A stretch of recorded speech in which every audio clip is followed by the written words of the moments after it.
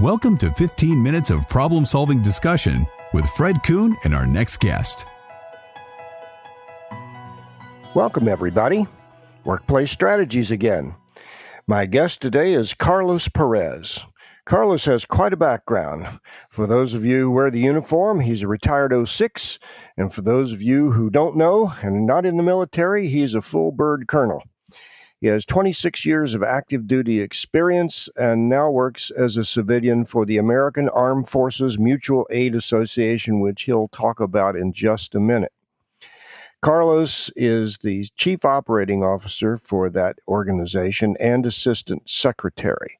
He has had battalion command responsibilities, combat deployments in Bosnia, Iraq, Afghanistan. His experience includes programming, budgeting, national security policy, and economic policy.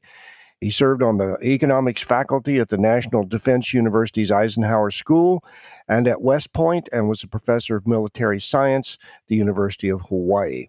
He holds a bachelor's in mathematics from West Point and an MBA from Stanford and a master's in science and national resource strategy from the Eisenhower School. Wow. So, Carlos, welcome to the program. Good morning, Fred. Thank you for having me. It's a privilege to be here and have an opportunity to speak with our community that we at AFMA serve. At 139 years and counting, AFMA is our nation's longest-standing not-for-profit provider of financial solutions for active military veterans and their families. So it's a pleasure to be here today. Thank you. That might even be a podcast by itself. But our podcast today is titled Post-Military Job Interview Tips. Okay, you're getting out. You're going to apply for jobs in either the defense or the non-defense or the nonprofit sectors, or I guess defense, non-defense sectors of the economy. So what are opportunities, as you see it, Carlos, for veterans in preparing for an interview? What do they need to do to prepare for an interview when they hit the streets? Fred, that's a great question. You know, while we're in the service, very few of us think about the fact that one day we will all hang up our uniform. And what we have found is that, like anything else we've done, you must prepare. You have to prepare for that transition and that interview. And so one of the things that we have that we are fortunate in the military is that there are a bunch of resources out there available for us specifically designed to do that. First of all, there are transition courses that each service offers. Some of them are congressionally mandated. So there's a core set of classes that every service member now leaving the service has to go through. But what a lot of people don't realize is that there are also optional seminars, and these are pretty fantastic. I looked recently here locally in Northern Virginia, just at Fort Belvoir and Joint Base Meyer-Henderson Hall, which are pretty close, and they offer workshops in things like marketing yourself for a second career, employee benefits and salary negotiations, business franchise opportunities, and many, many more.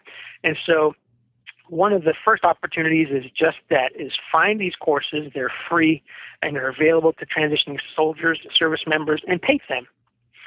Another one is that many veteran service organizations also offer workshops to prepare for an interview and for business research. And then the third, which I like, is your network and your peers. All of us that are leaving the service know people that have gone through it.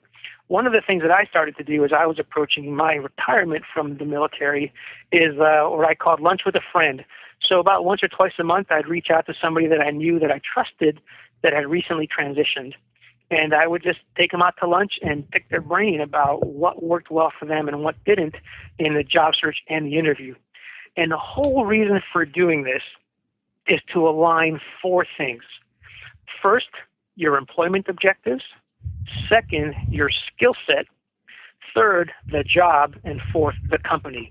So the purpose of all that preparation for the interview is to make sure that you are aligned in those four areas. Let me ask you this, Carlos. This brings to mind one of the biggest 800-pound gorillas in the room, and that's LinkedIn. And you mentioned networking and to get out and meet people. How do you advise your military colleagues to manage LinkedIn? Because I know many of them don't have a LinkedIn profile. Right. What we find is that LinkedIn and other professional networks like LinkedIn are becoming increasingly important in a couple of ways.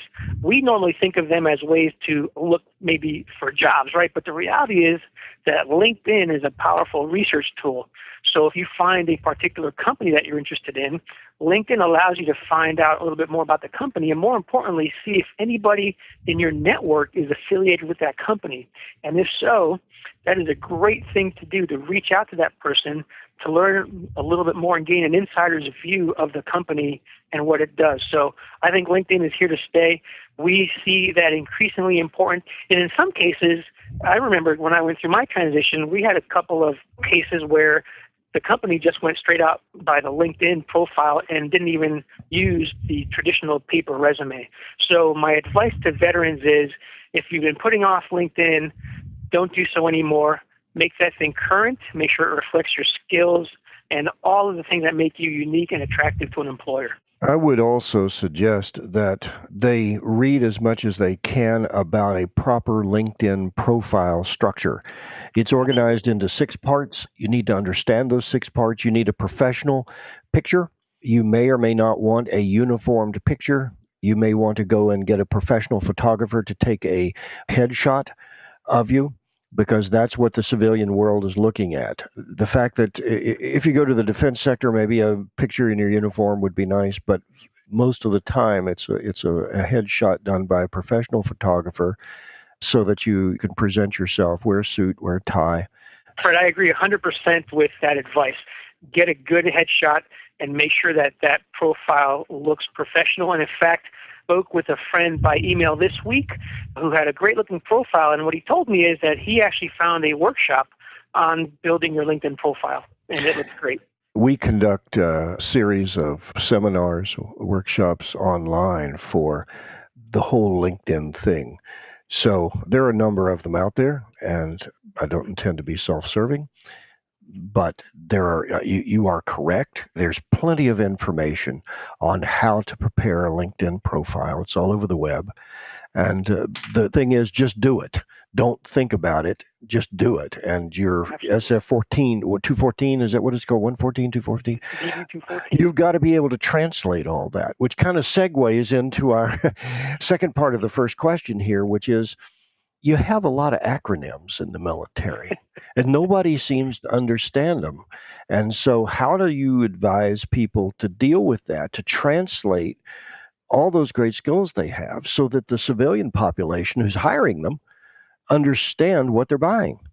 Yeah, this is something that we have to work on quite a bit when we transition. I call it the jargon trap, and that is that we are so used to speaking our own unique language in the military that to outsiders, it really is a foreign language. And so as a veteran going into interviews, you have to look at your skill sets and inventory them, understand them. But more importantly, you must translate those skill sets to something that prospective employers would be interested in and, more specifically, want to hire. And so we in the military have experience in leadership, in logistics, in maintenance, in systems, in analysis. And we have to make sure that we bring that out. And the other trap that we fall into is a lot of times we want to talk about the position that we had and what we did. And it's not what we did or what position we were occupying. It's what you accomplished, because Correct. That then demonstrates your skills. Right. This is one of the most difficult things. I work with my team on military bases, and we do the ETAP and CTAP seminars. And one of the hardest things, you're right, Carlos, one of the hardest things is getting this jargon translated into understandable terms: leadership, management skills, critical thinking. But there's another aspect of this which is newer within the human resources community, been around in the HR community quite a while, but in terms of the actual bosses who hire and do the hiring and the firing, the decision makers at the corporations in the ops positions and the technical positions, they are now learning about behavioral competencies. So it's not only the technology and functional competencies that you have or skills, it is also your behavioral skills. And if you summed it all up, the question becomes, do you play well with others? And in the military, it's all about we. So one of the hardest things to get them to understand is, what skills did you use as a leader And those are your behavioral skills that you need to also be able to discuss during an interview and incorporate those in with your functional and technical skills. Absolutely, Fred. And I would add not only to communicate them, but to then give some concrete examples. Because one of the other things that I observed, and I'm sure you do too, is a lot of initial draft resumes and skill sets by military preparing for an interview list things like I'm a leader and I'm a team builder and I'm a people person. And my response to that is, great, show me how. So if you told me you're a leader, would you find it as an interviewer more powerful if somebody says I'm a great leader, or if they said I'm a MacArthur Leadership Award recipient and I attended Ranger School and completed Ranger School, or if somebody said I'm a logistics expert, or if they said I am Lean Six Sigma certified.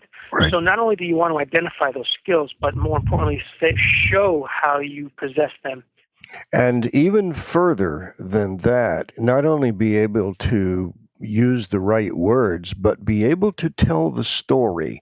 And this kind of segues into what you and I were talking about before the podcast, which is the STAR story or the SAR story and our share stories. So why don't you start that part of the conversation, and I'll annotate it with the share. Sure. As we look at our skill sets and prepare for interviews and try to think through how we're going to communicate that to our potential employer, one of the things we have to do is to demonstrate how those skills translate into comparable civilian tasks and then show that. Well, one of the techniques taught at some of our transition courses in the military, I actually, although I am Army, I attended a Marine Corps executive transition program when I was separating or retiring. And there they taught the STAR technique. And STAR is an acronym that stands for situation, task, action, and result. And so rather than just telling somebody, hey, I'm a great budgeting person or I do programming, and programming is a great example of jargon, right?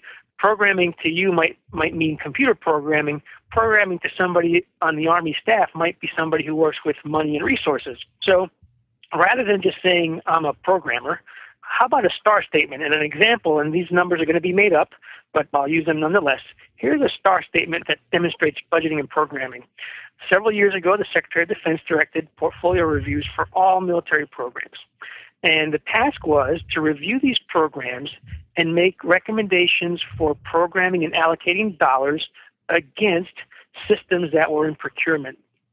So the action is, and you wouldn't say the letters, but here the action is, in this case, I and a team of 8 people met with stakeholders and proponents of the different programs, and we developed an investment portfolio of $1 billion that was optimized to meet the priorities of those stakeholders for over 20 procurement programs. So what I've just done there is taken a fairly generic thing, budgeting and programming, and demonstrated how I use that skill to produce a result for a senior leader. And that is I optimize a portfolio of a significant amount of resources and a significant amount of systems. I'm going to add to that, Carlos, for the listeners. Years ago, I looked at the STAR and the SAR and the VAR and all of that sort of thing, and I added a couple of letters to it to call it a SHARE, S-H-A-R-E story. And the two differential letters are H and E. H is, an explanation would be, I can hire anybody to dig a ditch. You tell me that you dug the Grand Canyon in the same amount of time, I'm going to sit up and listen to what you have to say. So the H is, how big is the mountain? Because the greater that mountain appears to the interviewer listening to you, the more value you are perceived to have to that company, the greater your value. And the E is critical, I mentioned that earlier, and that's the emotional quotient or the behavioral competencies. Are you a team player? Do you play well with others? That's generally used, the E is generally used in the interview situation. Now, you gave an example. I'm going to read you an accomplishment, and I'm going to read you the story behind it, as you mentioned. 20% IRR projected in the opening of 12 restaurants in 6 states by developing an expansion plan that leveraged consumer research and competitive intelligence to design a new restaurant prototype with revised menu, updating advertising, promotional tactics, and refined customer service practices. Now, that by itself is not bad because he's got a lot of keywords in there. He's given you how well he did it, which is what I'm buying. Can he move mountains? How big, how far, how fast? But then the story goes on how he did it, because they also want to know what your style of running things and your style of leadership, style of management. So it goes on to tell a story. I'm not going to read the whole thing, but there's a whole story behind that. And so you must be able to be prepared during the interview to tell that story and use the right words and be able to demonstrate that you can, in fact, bring value to the company. Well, that's enough lecturing on my part, Carlos. No, but that's a great point, Fred. That's a great point. In fact, what you've touched on is that, we have many skills, and the question is, what skills matter the most to that company that you're interviewing with? And that could be different for different companies. So I think that's a great example. Is, what matters most to that potential employer? Tell him or her. Right. So let's move to our next question, Carlos, which is, what advantages might a veteran have regarding interviews? Well, again, so in the military and through our service, we have this diverse set of experiences and skills, and you really do bring a unique perspective to those jobs. And, when you look at the population today, most people have not served in the military, so you bring a very unique thing. As a young company commander in the Army, less than 30 years old, you may have taken an organization of 120 plus people overseas with all of their equipment and then executed a pretty challenging mission. That's not something everybody does. And so to bring that skill set into the corporate sector is incredibly valuable.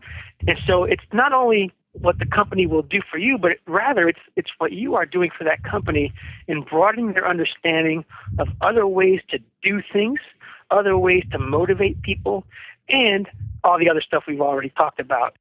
To use your example, Carlos, if we took a company of men and women overseas to Afghanistan or Iraq or wherever they're going, the logistics involved in that are incredible.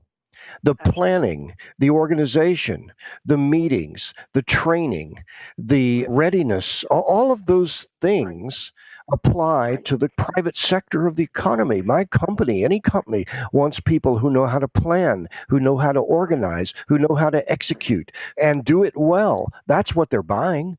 So if you have those kind of skills, for God's sakes, folks, learn to tell them. You have demonstrated the very skills and traits and qualities that those companies need. And to come back to your E, oh, by the way, every service member has somebody else. They may not be married, but there are other people that are linked to that service member that you have probably also prepared and reached out to. So there is this human emotional component to what you have done that other people may never have had experience with. For example, a guy, his wife is getting ready to have the baby tomorrow, and you're leaving today. There's some emotional counseling involved in there. There's some listening, active, empathetic listening. There's all sorts of behaviors that you're going to talk to that guy or gal about, whatever that problem or situation is, because they are strained about leaving and loyalty to the unit, but they have a loyalty to their family or whatever situation's going on. So those are the kinds of behaviors, leadership behaviors, that are important to integrate into that story. Absolutely. I agree. Well, folks, we've spent a lot of good time again today, and our guest is just a great commenter. So, Carlos, let's have another podcast, and let's do it on the common mistakes veterans make during interviews. How's that? Sounds great, Fred. Thank you, Carlos. Bye-bye, everybody. Thanks for joining us. If you wish to speak with Fred, or you want a transcript of this interview, send an email to podcast@stuartcoopercoon.com. See you soon.